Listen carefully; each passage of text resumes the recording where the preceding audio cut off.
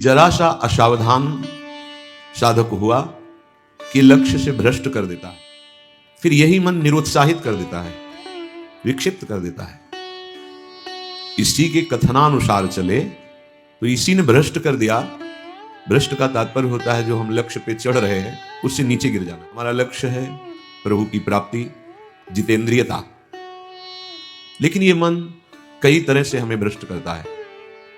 यदि हमारा किसी से कभी कैसा भी संबंध है, कभी ये प्रियता से भ्रष्ट करता है, कभी भय से भ्रष्ट करता है, सामने वाला प्रतिकूल ना हो जाए, ये सावधानी की जरूरत है।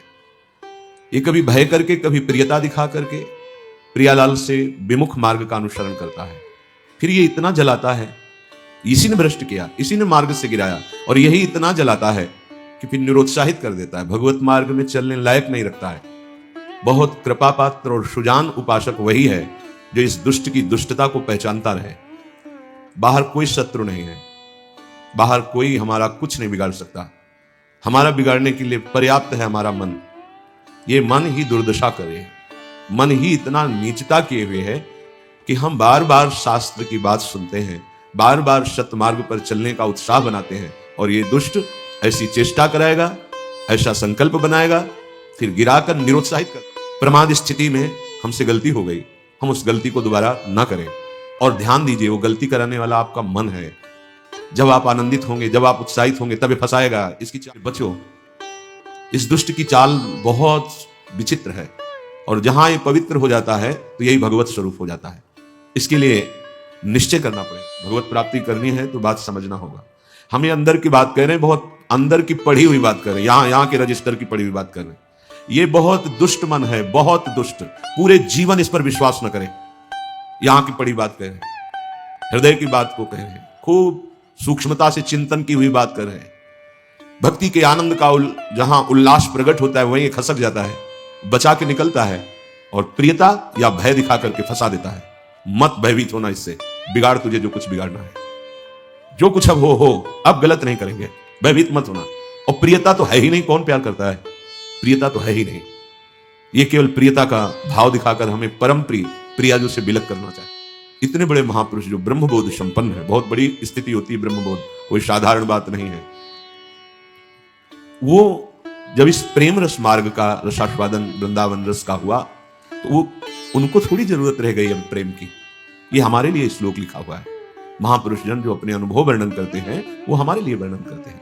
कह रहे श्री राधिके त्वम यदि न प्रसीदे, यदि मैं आपको प्रसन्न नहीं कर पाया इस जीवन में, तो कह रहे हैं आप बहुत कष्ट सहते हुए पीड़ित चित्त के द्वारा मैं अपना देहावसान कर दूंगा, देह छोड़ दूंगा, पर आपसे विपरीत आचरण नहीं करूंगा। बस यहां रुकना होगा, यहां पकड़ो, यहां बैठा लो हृदय में बात।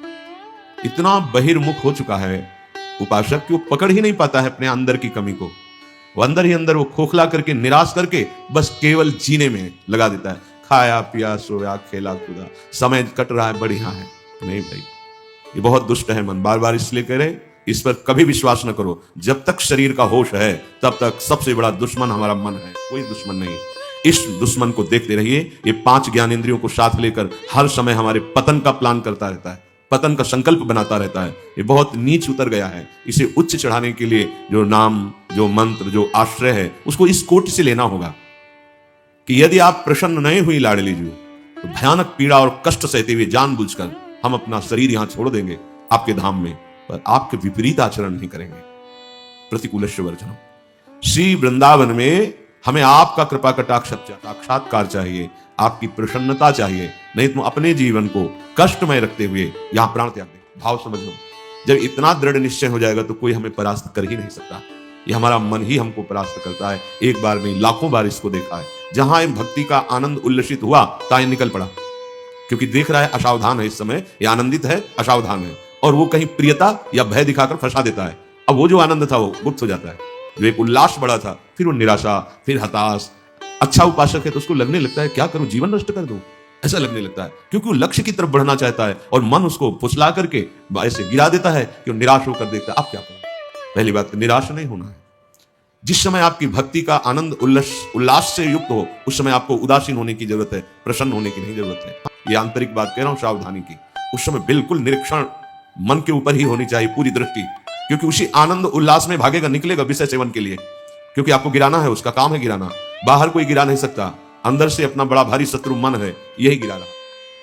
इससे लड़ना पड़ेगा, बिना लड़े कोई परमार्थ का योद्धा विजय श्री प्राप्त नहीं कर पाता, और ये बहुत रुलाता है, बहुत दुख देता है। यही प्रतिकूल हो जाता है।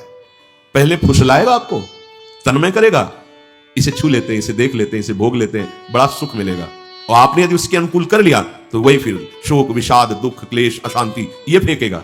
अब तन्मयता में वो तुम्हारे बैठ गया है, तुम उसको अपने तन्मयता में ले लिए, तो अब बाहरी दृष्टि रहती है, चलो फिर आज से अन्न नहीं खाते, आज से मौन हो। कुछ फर्क इस पर नहीं पड़ेगा तुम्हारे मौन से, तुम्हारे अन्न त्याग से। इस पर एक बात केवल, इसकी बात माननी नहीं है, बस। हम ये सब करके देखे हैं, कई वर्ष अन्न जबान में नहीं, आलू गुड़ जो मिला गांव, कुछ फर्क इस पे नहीं पड़ता, ये सब करके देखा है। बस चतुर सावधान वही जो हर श्वास नाम जप करके इसके खिलाफ रहता है। अब देख लो इसकी खिलाफत करना कितना कठिन बात है। मनोवेग है ये, इस वेग को जो सह गया उसको महात्मा, टूट गया वही दुरात्मा बना देता है। बहुत निंदनीय आचरणों से युक्त है मन। आप देख लो, अगर इसको सुधारना चाहते तो इसके खिलाफ कमर कसनी पड़ेगी। आप भगवान तुम्हारे अंदर के विचार को देखते हैं। तुम्हारे विचार में यदि आंतरिक संसार के सुखों की आशा है तो वो आपके अंदर है, अनुभव में नहीं आएंगे। उत्तम भाव प्राप्त करने के लिए तुम्हें अपने मन से संसार के विचार हटाने होंगे।